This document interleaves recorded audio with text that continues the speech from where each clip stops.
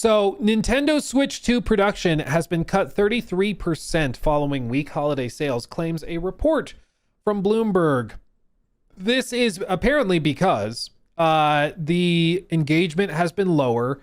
Total sales on like software has been lower than expected. Nintendo recently confirmed that they sold fewer Switch 2 consoles internationally over the holiday period than it had hoped, particularly in the US, though the impact of this also had been dulled somewhat by stronger sales in its homeland of Japan. Speaking to shareholders last month, the president of Nintendo, Shuntaro Furukawa, acknowledges that, quote, domestic hardware sales volume exceeded our expectations, while overseas sales were slightly weaker than our expectations.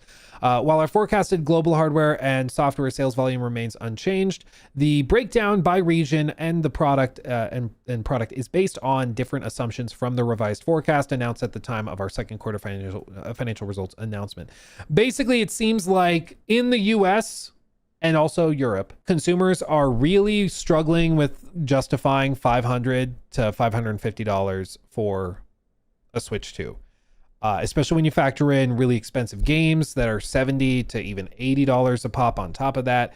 It gets really, really hard for them to justify. So a lot of American consumers are pumping the brakes and maybe waiting for price cuts. Nintendo doesn't understand we're broke in the US. I mean, they might understand that, but they might not be able to deal with it because also we have a lot of other, you know, there's import duties, there's all sorts of other things like currency conversions you have to worry about. So it's not as simple, it's not as simple as just lower the cost. In Japan, they're able to sell things lower and cheaper because it's where they're based and they have all sorts of incentives to do that. It's also where their currency is based. They do all of their primary accounting in Japanese yen, and so when you convert stuff over, there's always going to be some arbitrage. But I think with this, it's just interesting. In Japan, Switch 2 ownership was driven by demand for new games such as Pokemon Legends ZA, Nintendo Switch 2 Edition, Switch 2 exclusive Kirby Air Riders. Internationally, however, Switch 2's momentum appears to have slowed somewhat due to the lack of must-have Nintendo's games similar to a Mario or Zelda blockbuster, something Metroid Prime 4 was never going to replicate. Yeah, I think they thought that Metroid Prime 4 was going to be way bigger than it was. This is a report from January when they said apparently they blame Switch 2 holiday sales slowdown on the economic landscape and the absence of a major Western game despite the release of Metroid Prime 4. So even though that was supposed to be the big thing. They continued. The Bloomberg report notes that recent positive impact of Pokemon Pocopia, which has been a sales hit and provided a notable bump to Nintendo's stock price. But that game's release hasn't changed Nintendo's mind on slowing Switch 2 production, the report states,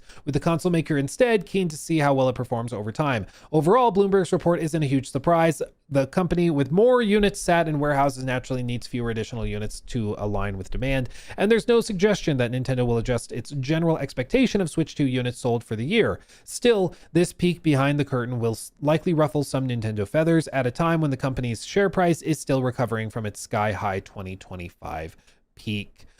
I do think so far the Switch 2 has not had the slam dunk exclusive that they really needed. Like they had Mario Kart. It seems like Mario Kart just kind of like came and went.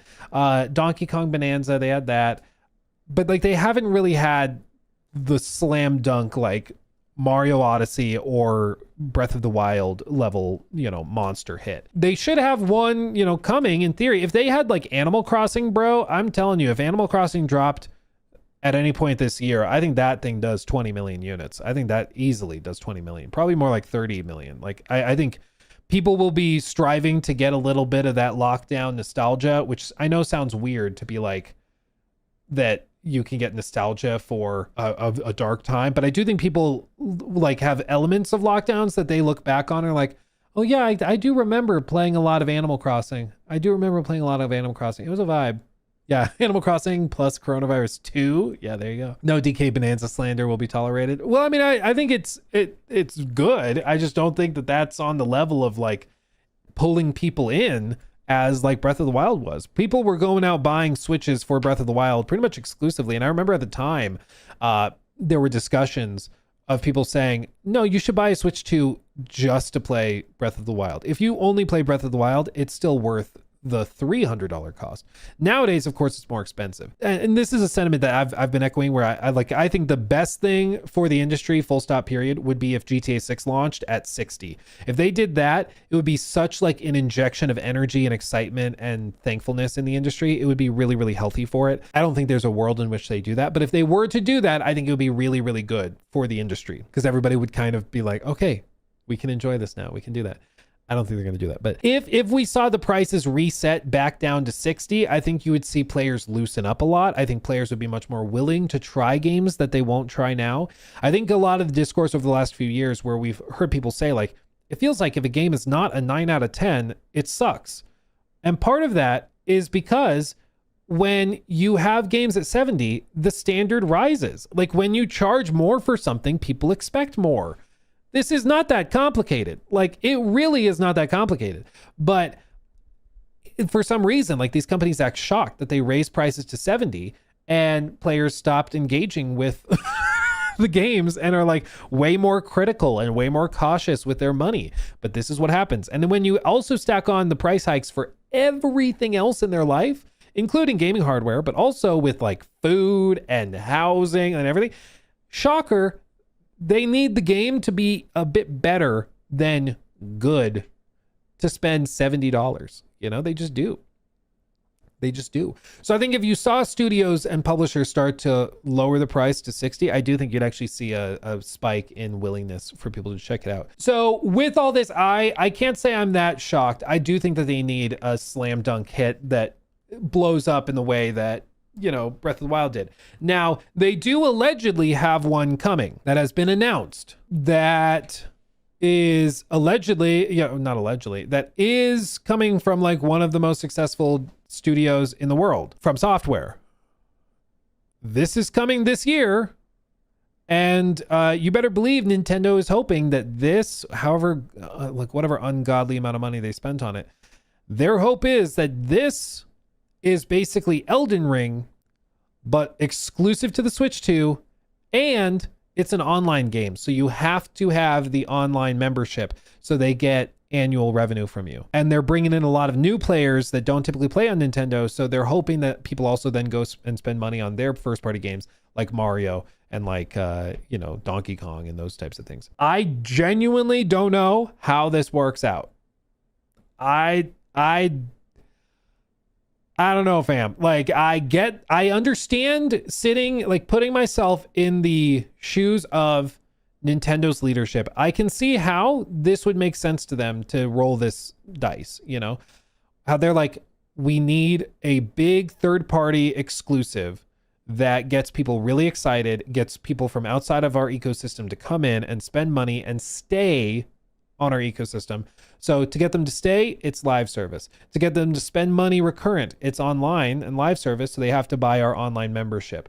It gets them into our ecosystem. So it's a developer that hasn't typically had a massive presence on our platforms, From Software. It's a probably critically acclaimed game. Let's get it from Software. I can understand how an executive would see this and all the things would start to align. All the stars would start to align. At the same time, an online Nintendo game sounds like ass. Being exclusive to the platform, I just hate that. It is a From Software game, but it's also a live service multiplayer From Software game. And historically, like I didn't really love Night Rain. Some people did, but it was not my thing. So I'm iffy from the outset. The one difference here is that Hidetaka Miyazaki is working on it. He didn't do Night Rain. He as of right now, everything he touches turns to gold. Like it just does. I think he has one of the most impressive batting averages of any game designer probably in history. Like it's actually madness. I mean, like seriously, Demon Souls, Dark Souls 2 as a supervisor, but not director. When he's been director, he did Demon Souls, Dark Souls, Bloodborne, Dark Souls 3, Déraciné. This is an adventure game developed and published by them. It's a VR. It's a VR thing. That's probably why I haven't played it. Anyway. Sekiro, Elden Ring, and now Duskbloods. And he's been working on this for 4 years. I think it's the longest he's worked on anything. Like looking at his past work. I mean, if If there is a guy who could make this work, it's Hidetaka Miyazaki. I don't think there's another director where you can look at like their main hits or their main projects. I guess Elden Ring, he took, no, never mind. I guess if you look at all of their main hits, his main hits, like it's just banger after banger after banger after masterpiece after masterpiece after game of the year after game of the year after game of the year. So don't doubt him.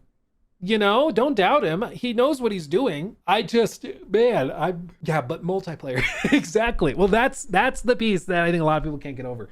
And at the end of all this, Nintendo is hoping that this can help them get over that slump and bring outside players in, which it might be able to do. But that is the question, because with this, the equation has changed since 2017 when the original Switch came out. Because now, like the base Switch is what, 550 or 500? I think it's 550. Correct me if I'm wrong. But like 550, this is probably one of Nintendo's premium games. So they're probably going to charge $80 for it, like they did for Mario Kart, because God knows how much money they paid to get it exclusive. So it's probably $80 for that. This is also probably a game you need to get a Pro controller for, because it's fine controls and something. So you probably need another, I think the Pro controller is like 90. You need the Nintendo Online membership, which I believe is 30. So all of a sudden, we're starting to add up some pretty hefty sums. I mean, we're already, after just this, at what? That's gonna be 200, 250. We're at like what, 750? Like, and then when you factor in other games, like you'd want to tack on an Animal Crossing. Like, oh, that looks cool. I'm interested in that. Oh, well, that's another $70 right there. It starts to get really, really tricky. Price changes. Nintendo is making digital games cheaper than physical games now. Well, yeah, they want you to be on the online store. They don't want you to be buying it physically, because if you buy it on the online store, then there's no like upfront distribution cost. There's a lot more money to be made. So one of you said it's $450 for Switch 2. Hold on. Okay, the Mario World Bundle is $560 from Amazon. Why is it $600 at Best Buy? Why are the prices so different? Hold on, let me just pull up Best Buy, which is like standard retailer. I don't want a bundle. I want just the console. Okay, no, they say the bundle, just the Switch 2, just the console is $450. You're right. So just the console is $450 when you're not doing like bundled crap. Where's MS Paint? I need MS Paint. So just the console is $450. So we erase that, and that takes us down. But still, like, is this something with tax? You're probably upwards of $700. Like, is that something where people are willing to do that for all of it? Like, what Metacritic score does Duskbloods need in order to get people to spend $700 to play it? And that's one where I just genuinely, because I think that some people, online is 20. Okay, so it's like 690, we'll say. I think I vaguely remember us talking about the online and saying we were expecting a price hike. That's where I got the 30 number from. But like at 99, well, even then, like my question is, even if it gets like a 99 on Metacritic, are there still going to be people who are just like, yeah, but it's online, it's a multiplayer game, I just don't like those, so I'm good. Like there might be some people who are still like, yeah, it's a 99 multiplayer game, I'm still good. And that's where I'm so fascinated. I want to know how this goes. I'm so genuinely curious. I just don't know. Wave says US prices are $100 to $200 cheaper than the EU and the rest of the world. Well, yeah, I mean, forget about places like Australia or even like Brazil, EU. The prices are a bit higher for a lot of stuff. So the effective cost is going to be even higher in different areas. So I think it's going to be a tough pill to swallow. I think it's just going to be a timed exclusive.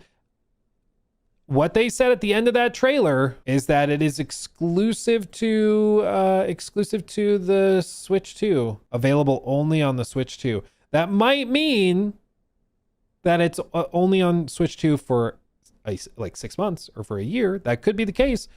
But I mean, it very well could also just be totally exclusive, full stop. When was the last time Nintendo let one of their exclusives go? Well, exactly. That's kind of where I'm at. Like, I think if Nintendo is paying money to get this exclusive, I think they want to lock it down. And I think that they probably are going to try to clarify that during the marketing campaign, that like, no, this is exclusive. We're not bringing it to PC or something. Like, no, this is exclusive.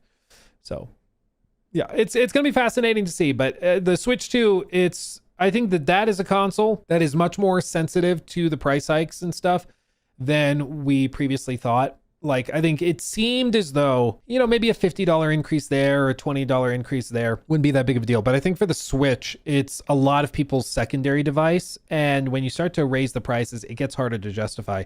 And the other element of this, which is just totally different from like 2017, we now have a flood of gaming PC handhelds, for example, that are phenomenal. I've told you guys about my Legion Go 2. I freaking love it. It is a super, super high-end version of PC gaming handhelds. But on the other hand, you have things like the Steam Deck, which is a phenomenal device and is fantastic.